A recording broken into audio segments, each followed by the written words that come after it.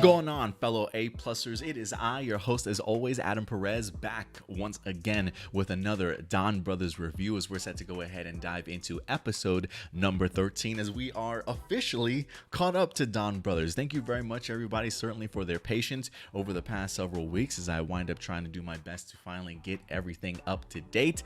And we're finally here, man, getting ourselves to dive into episode number 13 and another incredible episode that left me with my jaw on the ground by the cliffhanger that we wind up getting here towards the end of this episode. And we've talked about it over the past several episodes here, especially as Don Momotaro and Sonoi from the Sarah Brains continue to get closer and closer with one another. That's one aspect of this series that really has me coming back for more. I really enjoy, up until the moment that we see the unfortunate attack and demise of Momotaro at the very end. Leading up to it, I really enjoyed sort of the chemistry, the bond that these two characters have managed to grow with one another.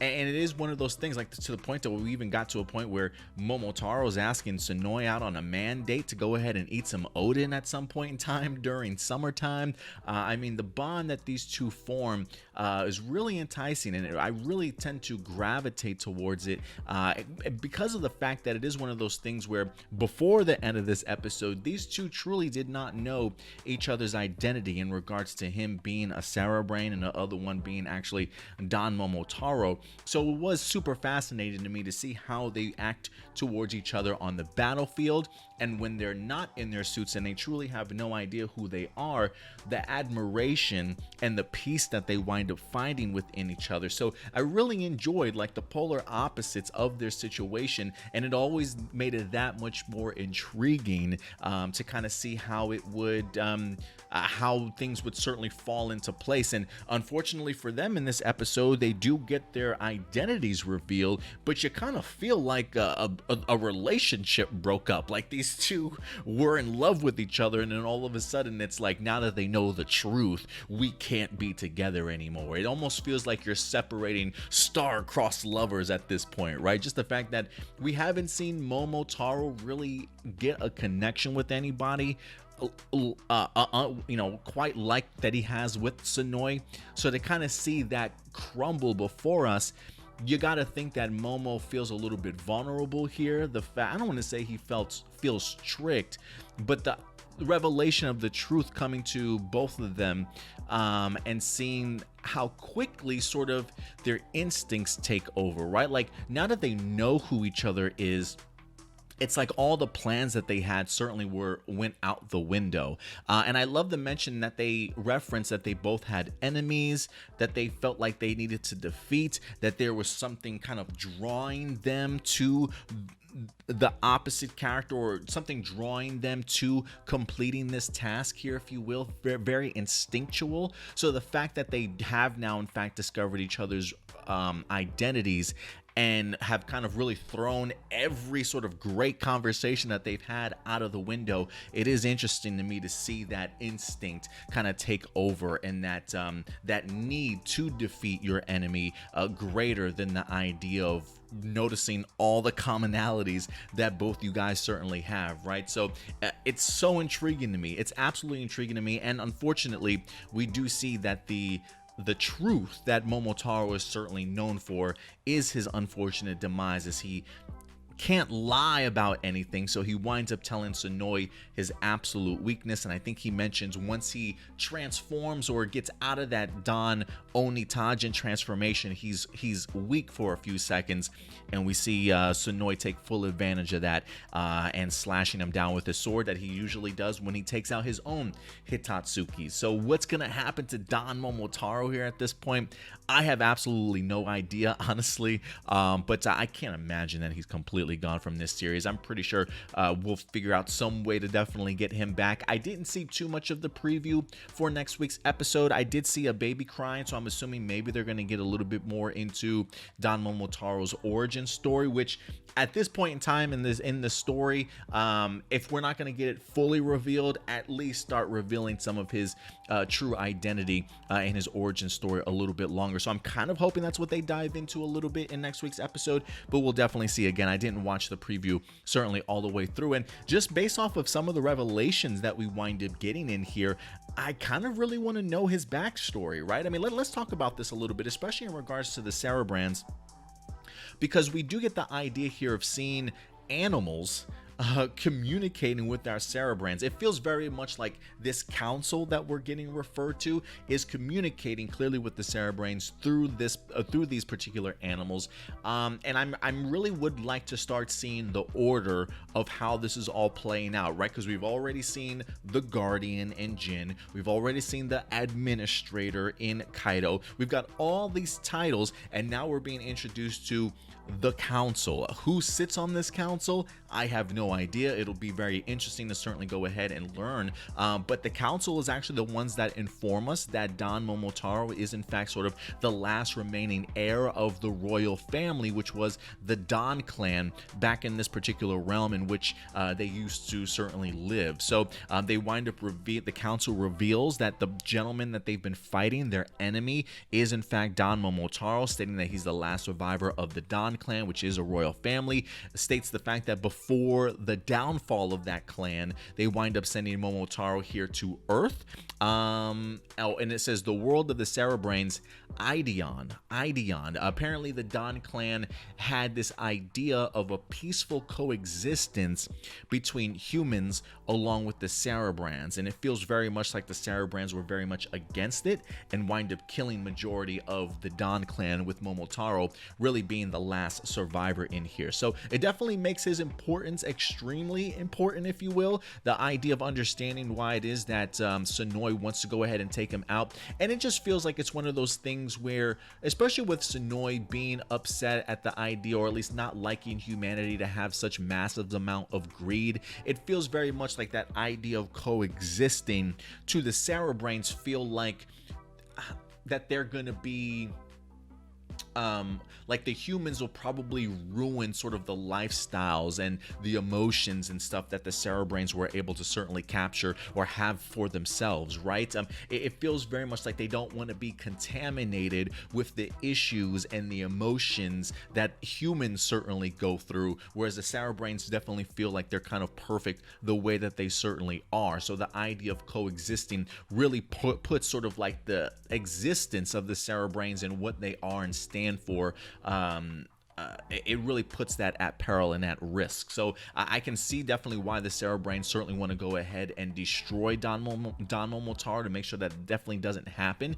And it also kind of even opens up our eyes a little bit more to the Cerebrands as well as Momotaro himself. Now, when it comes to the Cerebrands, especially in this episode with Sonoi, we see him kind of doing some art and some painting, right? We clearly know he's fascinated with art. We see him looking at paintings all the time, understanding that that's how humans sort of express their emotions through painting and things like that. So I found it interesting that he tries to perform art, but is unable to. I kind of make a connection between him not being able to do that, similar to Momotaro not being able to lie.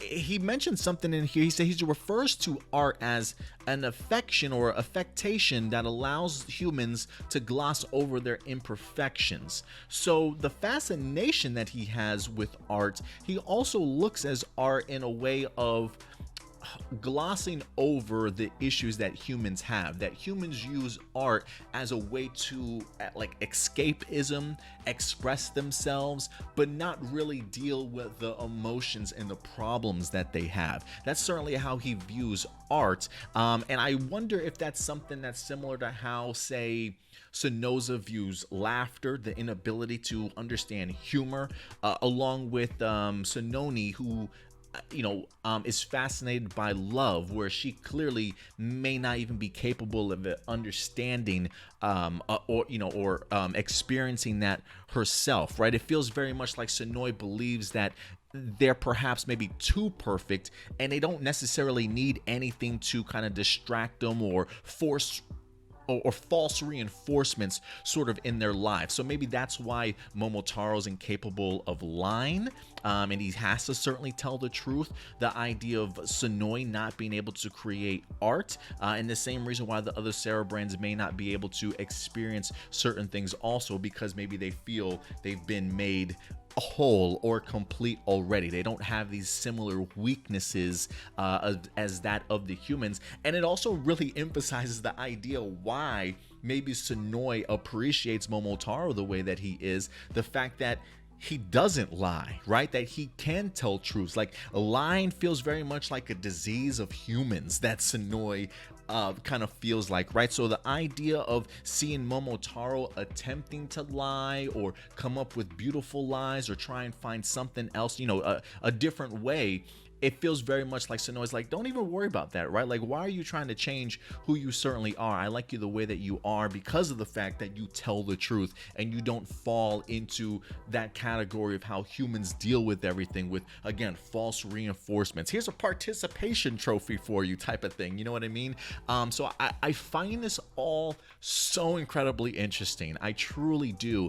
And to be able to see Momotaro with his own way he handles things. I mean, look, Momotaro died again in this episode. This is the literally Momotaro has died, if you count it on one hand, 3 times in like 2 episodes, it feels like. I mean, this guy unfortunately just can't catch a break. But it also is fascinating to me, the idea of just praising somebody can cause him to die, to the point to where it's like, well, I guess the praise isn't real, right? He probably does have more things that people need to change and work on that he certainly points out in the beginning of this episode. Those are the truths.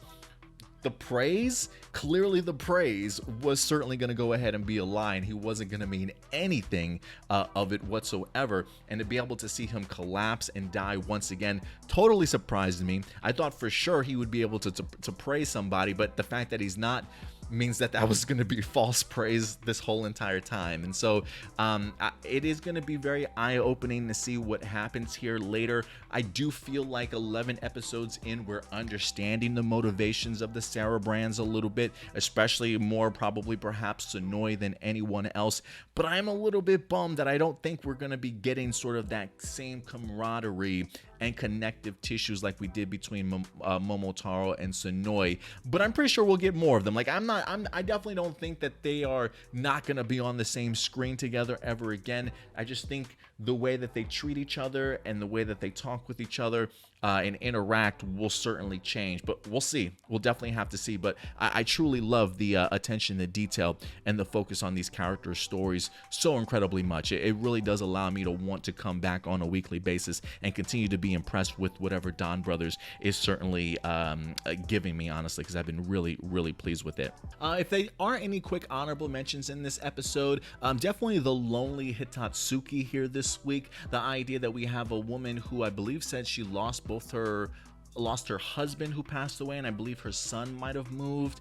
Very high maintenance, if you will, very much needing attention, to the point of really just causing trouble for people in anywhere that she winds up going, and that idea and all those raw emotions wind up creating a Hitatsuki here for her in this particular week's episode. And a couple things that I learned too, that they can, or the DonBrothers themselves, the team can deny transformation. I didn't know that they could do that. I just figured anytime that their morphers came up, it would automatically shoot them and they would be transported wherever they're certainly needed. But the fact that you have maybe a couple of seconds in between your transportation where you literally can grab it, take your gear out, and not certainly be transported, that's definitely a new sign of things, I feel like, here in this particular week's episode. And then another quick honorable mention goes out to Inu brother, what's his name, Tsubasa, if I'm not mistaken, once again having flashback sequences of his past love.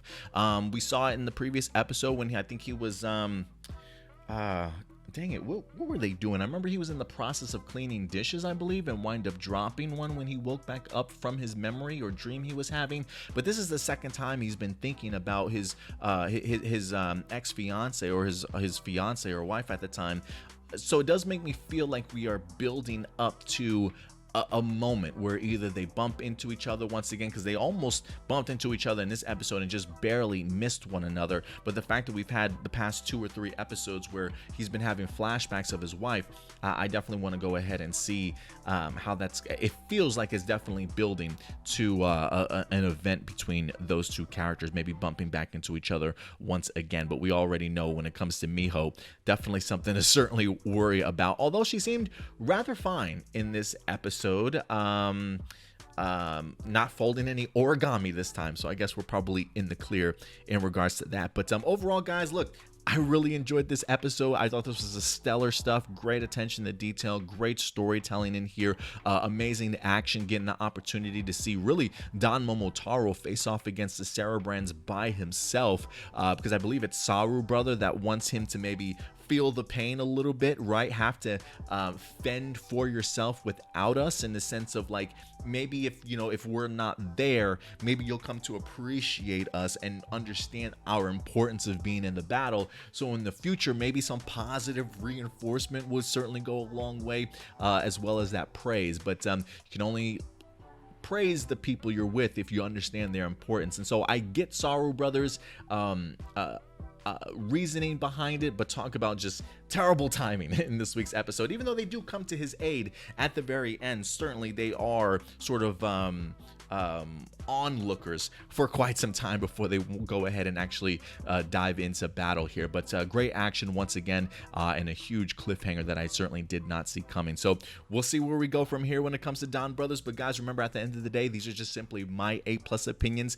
I always want to go ahead and know yours. Listen, if there are other character moments, character details, storyline concepts that you maybe want to further explore, or maybe you took what this episode said or presented to you and took something different away from it than I certainly did, go ahead and let your thoughts be known in the live chat or the comment section box below, and we'll definitely continue this conversation until next week's episode. Also, guys, if you want to communicate with us outside of YouTube, go ahead and join our Discord forum community. There is a link in the description box below. We can definitely talk there if you like in regards to Super Sentai, Power Rangers, or a plethora of other topics for you guys. But if you continue to love our content, hit that like button, and thank you very much for continuing to follow us. But we certainly will be back next week with another episode of DonBrothers. Until then, do me a big favor, as always, guys, take care of yourselves, take care of each other, and keep it A+. I'll talk to you guys later. Bye.